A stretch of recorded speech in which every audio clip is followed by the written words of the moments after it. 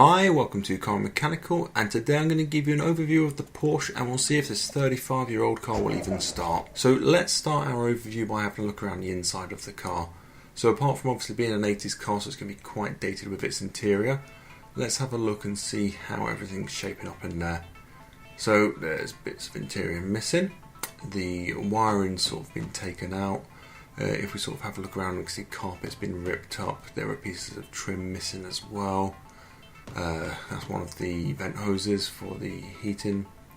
The dash has seen better days. If we look on top of the dash, all of that vinyl is all cracked. And being honest, these are the kind of things that I expected when I got the car that I was going to have to deal with. I don't know if the standard colour scheme is going to change, but I do like the Porsche writing on the door cards. The other door cards out of the car because of that wasn't attached very well. If we look at the seats, you can see the condition of them isn't very good. These buckets have certainly seen better days. I don't know if they are going to be savable or not. If we go around and if we have a look at the boot in a second, we can start to see some of the general condition of the car, and we get some sort of nice surprises with that. So as we lift the boot carpet up, and luckily those struts just about hold the boot up, we find a box of bits and bobs inside. I'm not sure what all of it is. I'm sure some of it is going to be relevant and important to understanding some of the issues with the car. As we lift the carpet up, we find we've got the Porsche spare. As we look down the side here, we can see there's actually no rust. It's pretty clean, and it's the same on the other side as well. That's actually quite a big relief because it's those kind of areas you would expect to get rust. Now, there is some corrosion around the sort of boot latching area. And we'll just sort of look around the car a bit more, because in my update video it was all done at night time, so this paint's really faded. There's some spots where there's some very mild rust around the creases where the paint's come off. The clear coat, well, it doesn't have clear coat being the age it is, so I'm hoping a lot of this will polish up to be quite good. I'm actually quite happy that the car's got this sunroof as well. It's actually really quite big. If you look at this amount of roof space that it does take up, when that's out and when you're driving around in the summer, it's not quite a convertible, but you know, it's quite a bit further than sort of your average sunroof.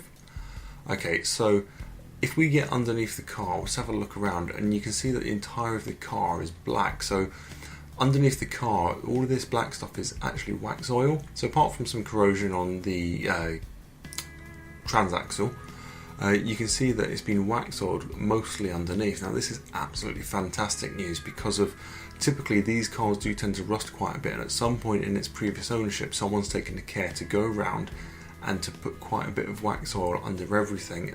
So for me as an inheriting owner, this is absolutely fantastic, because I shouldn't have to worry about any rust issues. Touch wood. Let's see what actually happens with that. Okay, so as we come out from underneath the car, I'll give you a bit of history on it, and it also tells you some of the bits and pieces that we're looking at while they're in good condition. So the tyres on it are a brand called Fate. If we have a look at the rear drums and the front calipers, they've been painted. Now these Fate brand tyres, all four wheels have got them, and I've googled them and had a look at a few people's owner reviews, and they say that they're all right. So I know immediately I don't have to spend £200 to £300 on new tyres. I do have to take them out and judge them for myself when it is up and running.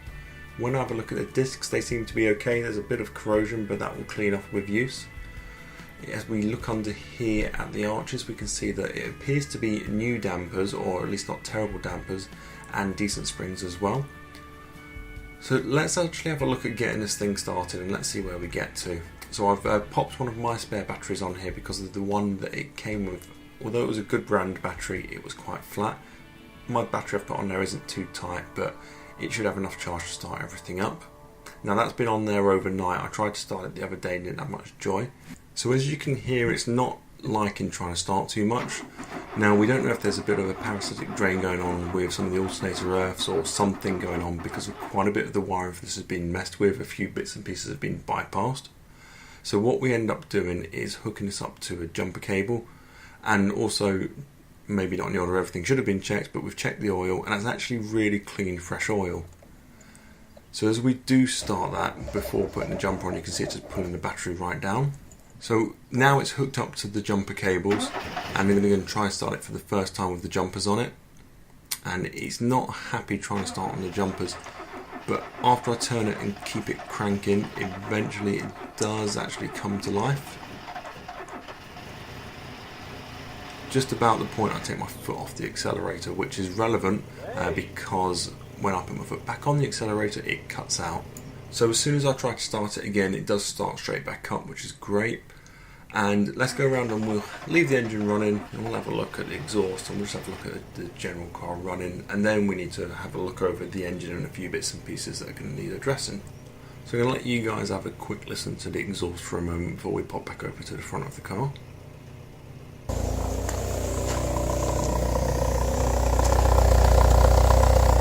And it doesn't actually sound too bad, so let's have a look at the engine bay to see how everything's running up here. And engine's not shaking about violently or anything. You can see the belt seems to be fine. What we are going to do though is we are going to cut the engine in a second and we're going to start to check over a few different bits and pieces. There is an argument some of this should have been done first, but I really got impatient with having the car for about a few days and I wanted just to see how if it did actually run. I'm sure some of you would agree and understand that. So the engine stopped, we have a look in the coolant tank and it's completely empty. So what we're going to do, let's get that topped up. We're just going to use water for now. Now don't worry about leaving water in it overnight. It is winter in the UK at the moment, but I am going to drain it. So we're going to top that up, which I'm doing there. We're also going to check on the air filter. I mentioned that the previous guys that had this, they were planning to use it for some kind of European rally. And when we have a look at the air filter, it's actually brand new. We'll see that in a second as it comes off. So you've got 4 little clips that allow you to get to that. But this is an absolutely brand new air filter. It's not even, properly being used. There's no marks on it whatsoever that you'd get with having one on for a couple hundred miles. What we're also going to do before we restart the engine, we're going to put in a gallon of new petrol. So the petrol I started it on was the petrol that it had on it from the people that I bought it from previously. Now the petrol gauge isn't working, so I don't know if it's got half a tank. It was running on fumes or whatever, but they lose their octane rating over time, so I'm going to put a gallon of fresh petrol in, and then hopefully when that runs next we'll hear it running smoother. One of the nice things with the petrol cap as well, you've got this nice piece of leather that stops you spilling petrol over your paintwork. I thought that was quite a little cool touch, and in fact you actually get a bit of a lock on your petrol cap, unlike some of the automated systems. Okay, so we've now got some fluid in there. We've got the engine running, and I think it sounds like it's running a bit smoother, and we've let it warm up a bit, and when we give it some revs, rather than cutting out like it did before, it actually lets things rev up a bit more freely. So far so good with everything. It all seems to be going to plan. I wonder if that will continue. Let's have a look. So as we go in the car, we'll have a look at the gauges, and like I said, you've got no petrol gauges there. For some reason the oil pressure gauge seems to think it's making 10 bar of oil pressure, if not more. That probably needs switching out, but the alternator's making decent power. Excuse me trades, but you can see that it is now revving more freely than before. I don't over rev it, we still don't know the exact way that the engine's feeling. However, it's going to sort of 3.5 quite happily. We're going to go back to the car and have a look at the exhaust again. Now, we think that it's burning off all of the water that might have built up in the exhaust over the last couple of years since the car's actually been run. And so far the only thing I've not mentioned, actually, the thermostat was stuck closed. I'm going to cover that in another video because it's a bit of tearing it out, but for now the thermostat's literally just been taken off of the car for this test run. So we know that the car starts. Let's see if it moves under its own power, and let's see if we get any issues off the back of that, because of everything else so far is checked out as mostly being okay, with the exception of the bird's nest wiring. So all I'm going to do here is I want to turn it around so I can have it facing forward on the drive, and I can actually manoeuvre it a bit better, because up until this point the car hadn't moved under its own power. So not looking to move it away at lightning speed or anything, just to see if it moves, if it will go into first, second and reverse gear. So I take it out and turn it around and bring it back, and we find a little bit of an issue. So you can see a little puff of smoke there. That is not from the engine. I'm going to do this bit in slow motion because I didn't film enough of it. The wiring harness actually started smoking as I pulled it back onto the driveway, and you can see the little puffs of smoke there. And what it had actually done, we don't know what they've done with the wiring, but I think they bypassed a fuse or they bypassed a relay and they've done other bits and pieces, and it blew the cap off of a 25 amp fuse. So it was this fuse here that went, and as we look down, this is the cap of the fuse, so it literally just blew the thing off, and it must have just burnt out some of the wiring. So that's definitely something I'm going to have to come back to deal with. And I'll try to start the car here, so whatever's blown won't let the car now start. It will sort of trigger, but as soon as you release the ignition, That's it, the car cuts out, so it needs to get pushed back onto the drive. Now, although the wiring harness might seem like it's going to be a nightmare, I actually don't mind too much that that's the one issue that's been found so far, because of it moves, the engine starts. I have my fingers crossed that if I can source myself a new wiring harness and swap that out, that the car's actually good to go and there won't be too much work to get it ready for an MOT. Okay guys, that's it for today's video on the 924.